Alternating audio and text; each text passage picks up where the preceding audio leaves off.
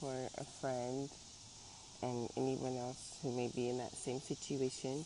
Do you know what a siren is? So the best way I could describe a siren, I'll do it the best I can. I'm going to try to describe it as like,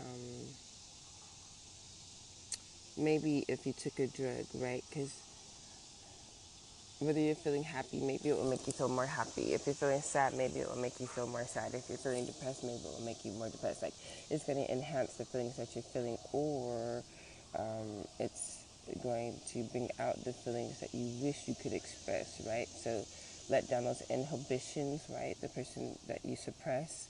So those are the options that you seem to have when you're taking drugs, right? But regardless of what happens when you take those drugs, at the start of the situation, you have reality, whatever that is for you. Then you have the ingestion of that drug and whatever embellishment, enhancement is happening while you're on that drug, while it's in your system, right? And it's either going to make things scarier, easier, harder, more fun, more interactive, whatever it's doing for you. I don't know. Everybody's different. Everyone's experience is different. But then, once it's out of your system, what are you with? What are you left with? Reality. What you started with before, right? Nothing changed. Nothing changed. So a siren is kind of like that, right? It's something that looks beautiful. It has all these embellishments, and it embellishes everything around them, right? Everything around them. It takes you on a beautiful high. But when it's done, right, when you're done on the trip, that's why they call it a trip, going on a trip, because you can't stay. You must come back, right? It doesn't last. That's why it's called a trip. So a siren is like a trip, right? So where it mimics this beautiful, divine, feminine energy, right, that envelops and nurtures and loves. It definitely mimics that. But it's conditional, and it's limited, right? It gets mixed up with feminine energy, divine feminine energy, that when it comes, it seeks to comfort, like to fill you up with something that is good, with good intention, nothing that has bad intention or ill will towards you. It doesn't come to intentionally harm and is unconditional. Unconditional. Okay? That's divine feminine energy. It's unconditional. Even if separating physically, right? Just being able to still think. I think people don't know much about that.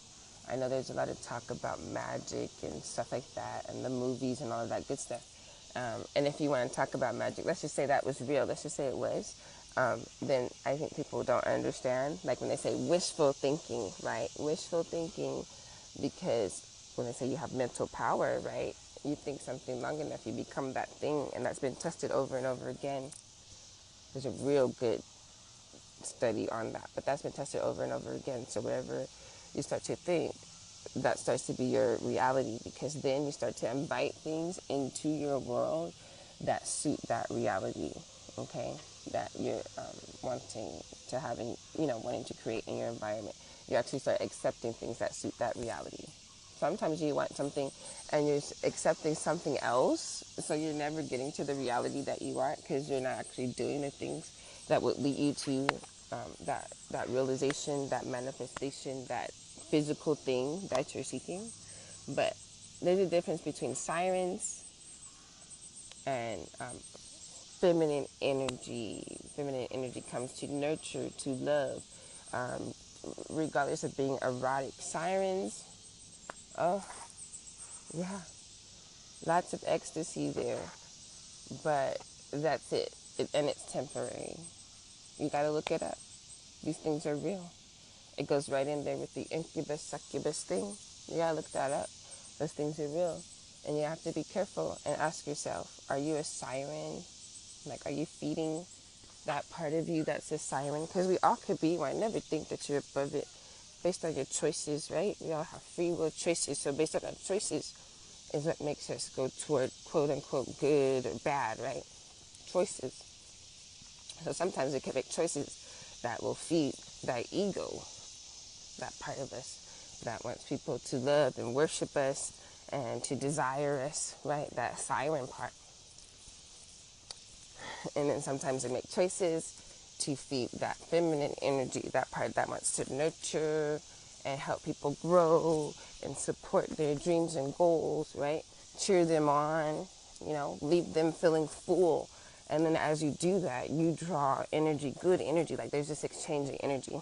I say that a lot, like, oh yeah, freeway, this open exchange of love and respect, abundance of peace, like whatever I have that I can give, it's freely given, and in exchange, I don't question whether it will return. I know that it will be reciprocated. That's a big word for me, so that's it. I freeway, which is actually an acronym, F as in Frank, W, Y. I freeway. So I want to talk about that. But the other thing is about, smiling when things are not really going your way or whatever. I think a lot of people think positive things, good things, good things are supposed to happen all the time, when actually positive and good are not synonymous, even though we make it so. It's not always synonymous. Sometimes a negative thing, a tower, destruction, sometimes what's being destroyed is for your good. So although it appears to be a negative action, bad, right?